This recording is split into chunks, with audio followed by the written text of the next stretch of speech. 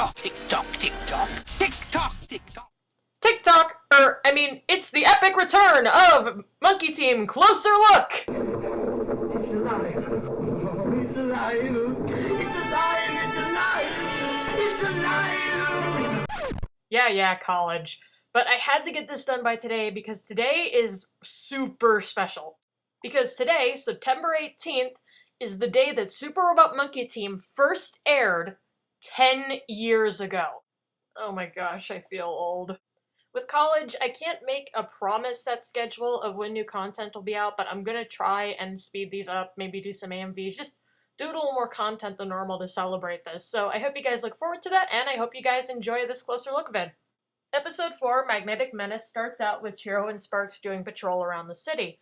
Sparks senses a magnetic anomaly somewhere in the atmosphere, but Chiro wants to get home rather quickly because he wants to watch his favorite show, The Sunriders. Sparks offers to go it alone for Chiro, but... Gotcha. Whatever you are. Oh, I'm never gonna hear the end of this. Chiro, where's Sparks? I don't know. He's not back? The team's lost Sparks' signal and tries to calm him, not that the comms in this show ever work when you need them to. Team to Sparks. SPRX-77, reply.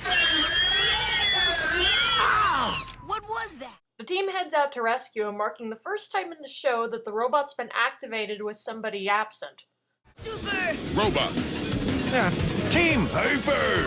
Go! Nobody said monkey. The motto turns out to be the least of their worries. Without the fist rocket, the robot can't fly straight, and the team winds up crashing into a sort of planet junkyard thing.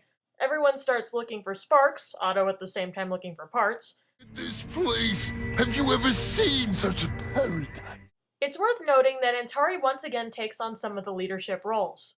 Chiro calls out the attack formations while Antari works as a sort of mediator who helps the team stay focused despite their stress about Sparks. I thought you were gonna grab it! Well, I thought Sparks was gonna... Oh, yeah, my fault. You're not to blame, Otto. There are other forces at work. Chiro's not doing the best job with the leadership roles he has either. He calls out a formation where the character who covers the rear is missing. Before that, he sent that character who is now missing off by himself in the first place. Just, good job, Chiro. Good job. In O formation, Sparks covers our rear.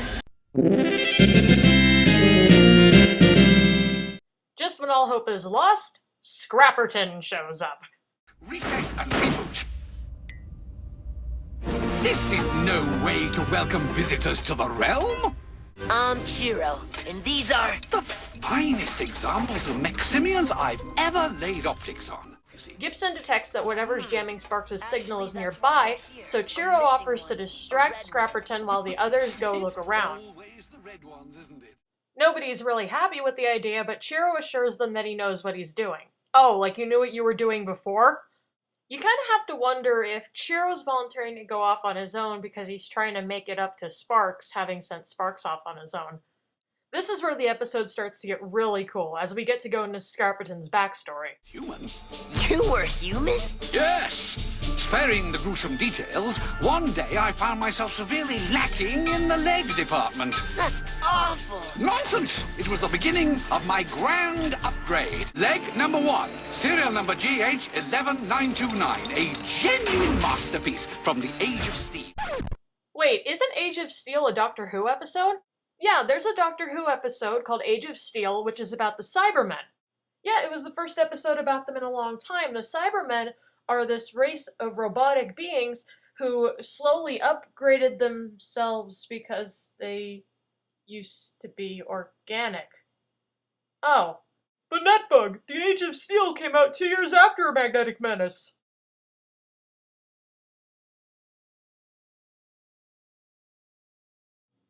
Huh. Guess it was just a coincidence then. That or somebody on Doctor Who's staff is a fan of Monkey Team and was returning the Cybermen nod, but I'm not gonna lie to myself, that's not very likely. The Age of Steel can also refer to the early 1900s, which were right after the Victorian era where steampunk-style fiction is normally set. There's a few nods to steampunk design in Scrapperton's backstory, which makes you wonder exactly how old he is. We know Monkey Team takes place in present day, or 2004 at the time of airing. If Scrapperton was born towards the end of the Victorian era, he'd be somewhere in the area of 104 years old. But Shugazumian society has shown to have much more advanced technology in present day than Earth does. Notably, they're capable of interstellar travel. Here on Earth, most scientists give the conservative estimate of interstellar travel existing a century from now, because, well, we don't really know how we do it. We just have all these theories and none of them have really panned out so far. If we assume that Shugazum's technology has had the same rate of development as ours, that would put Scrapperton at a minimum of 204 years old, probably more. Which makes a lot of sense when you look at how much crap he has lying around. I mean, it must have taken a while for him to get all that stuff. Oh, a TK-421! You know what I could build with one of these? I don't know, a Death Star?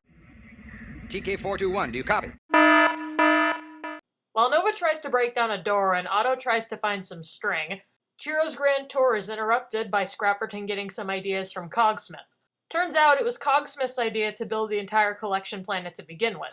Scrapperton continues to get creepier as he seems to get an interest in collecting Chiro himself. And then, to the surprise of no one, My friend, so... The fist rocket!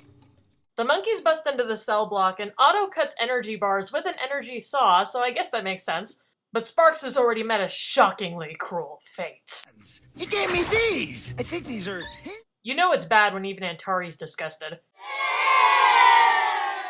The team is reunited, only to be attacked by Sparks' magnets and sent right back to the same cell. Only this time, everyone's weapons/hands have been taken.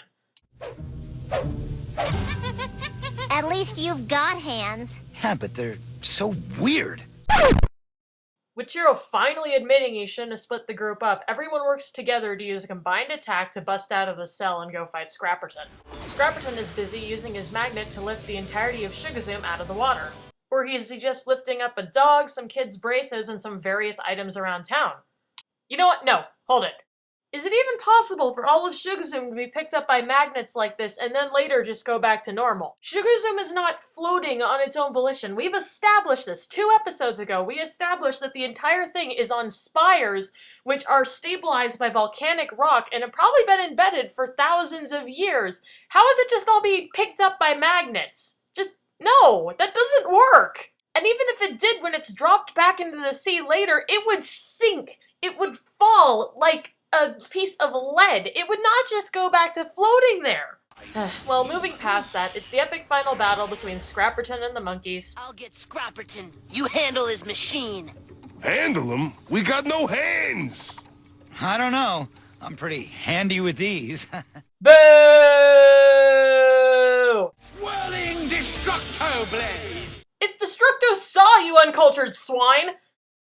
Well, you try offering meaningful commentary for a ridiculously long fight sequence. Sparks, in poetic justice, manages to destroy the magnet, Shugazum returns to normal instead of sinking to the bottom of the ocean somehow, and the entire team gets their weapons back but realizes their problems aren't over just yet. That's the least of our worries. That thing is going into critical overload. Chiro tries to help Scrapperton, but he's too caught up in the loss of his collection to accept the help, so the team is forced to escape without him, leaving Scrapperton to what seems to be his ultimate demise. Wahoo! Or is it?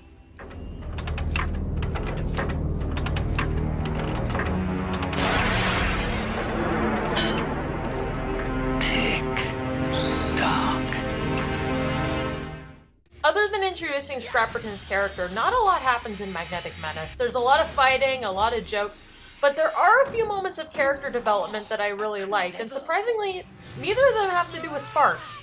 We're starting to get a better idea of Otto's character as each episode goes on, although his voice is still kind of wonky. If Sparks were here, he'd want to go rescue, himself. Otto spends a lot of the episode digging for parts around the scrapyard.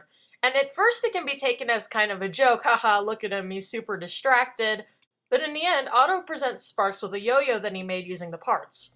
This really reinforces who Otto is. Otto can be really silly and at times absent-minded, but more than any of that, he always has the best interests of his friends at heart. You know what Sparks would say if he were here? He'd say, I'd say right on, kid. Nova spends a lot of the episode being grossed out, be it by Sparks' man hands or by all the junk she's surrounded by. This is a trait that is, stereotypically, considered to be more feminine, and that's one of my favorite things about the way Nova is written. She's tough, but she's not written to be exactly like a male character. She still has her feminine traits and qualities. Strong female characters who are not completely boyish are honestly one of my favorite character types, period. That wraps up Closer Look 4. As always, if you have anything to add, feel free to drop it in the comments. Happy 10th anniversary, God bless. Oh yeah! Who's the monkey with the moves? Ha ha ha ha! Just telling it like it is.